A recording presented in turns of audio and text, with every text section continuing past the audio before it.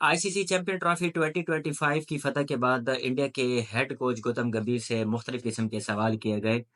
और उनसे जो सबसे पहला क्वेश्चन किया गया वो ये था कि इंडिया की फतह का सबसे जो बड़ा राज है वो क्या है। जिनके ऊपर उन्होंने बहुत ही खूबसूरती से जवाब दिया कि हमारी जो टीम के प्लेयर हैं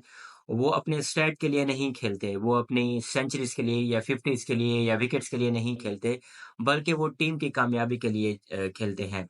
और उनसे एक और क्वेश्चन किया गया उनकी बॉलिंग को लेकर कि आपके पास जसप्रीत बुमराह नहीं थे, एक्सपीरियंस यूनिट नहीं था, तो उसके बावजूद आप कैसे आईसीसी चैंपियन ट्रॉफी जीते? तो उनके ऊपर उन्होंने बहुत ही खूबसूरत जवाब दिया। उन्होंने ये कहा कि अगर आप देखें तो हमारा जो बैटिंग लाइनअप है वो बहुत ही स्ट्रॉन्ग है और अगर आप through out ICC champion trophy 25 के अंदर हमारा बॉलिंग यूनिट देखें तो हम 6 से या 5 से ज़्यादा जो है वो बॉलर्स यूज़ कर रहे हैं, स्पेशली स्पिन कंडीशंस को देख रहे हैं। तो जब-जब हमने 6 बॉलर का जो है वो कॉम्बिनेशन यूज़ किया, आप देखें थ्रू आउट द टूर्नामेंट जो है वो हम अनबीटन रहे। मैं आपको ये भी बताता चलूँ कि गौतम गंभीर ने कहा है कि हम वो जो 90s की क्रिकेट थी, उससे हम आज़ादी या छुटकारा पाना चाहते हैं या वो जो फसुर्दा निज़ाम था, जहाँ पर जस्ट 5 बॉलर के ऊपर ही रिलाय किया जाता था और जब आप 5 बॉलर के ऊपर डिपेंड करते हैं, तो आपकी टीम के ऊपर प्रेशर बढ़ता है। तो हमने प्रेशर को कम करने के लिए बॉलर्स के ऊपर ख़ुसूसन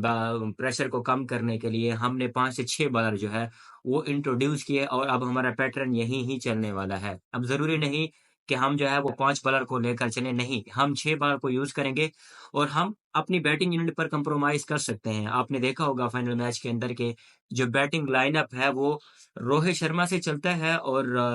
रवींद्र जडेजा तक चला जाता है। व्हिच मीन्स कि अगर आपके इंडिया के 7 विकेट्स भी डाउन होते हैं, तो तब भी उनके हाथ में जो है अभी भी बैट्समैन होते हैं। अगर आप देखें तो उनके पास अब वैरायटी ऑफ स्पिन है, कुलदीप यादव हैं, अक्षर पटेल हैं, रवींद्र जडेजा हैं, ये उनके 3 जो है वो मेन स्पिनर हैं और उनके अलावा फास्ट बॉलिंग यूनिट के अंदर मोहम्मद शमी थे, जसप्रीत बुमराह अभी इंजरी से बाहर आएँगे और उनके अलावा जो बेस्ट उनका जो फास्ट बॉलिंग यूनिट था वो अर्शदीप सिंह जो अभी बाहर बैठे हुए हैं। और मैं आपको ये भी बताता चलूँ कि राहुल द्रविड़ के हेड कोच से रिटायरमेंट के बाद जब गौतम गंभीर एज़ अ हेड कोच बने थे और सबसे जो पहली सीरीज़ थी इंडिया की वो श्रीलंका के खिलाफ थी। और जब श्रीलंका के खिलाफ इंडिया को शिकस्त हुई थी तो कड़ी तनकीद का निशाना बने थे गौतम गंभीर, क्योंकि वो अपनी बोल्ड स्टेटमेंट की वज़ह से बहुत ही ज़्यादा जाने जाते हैं।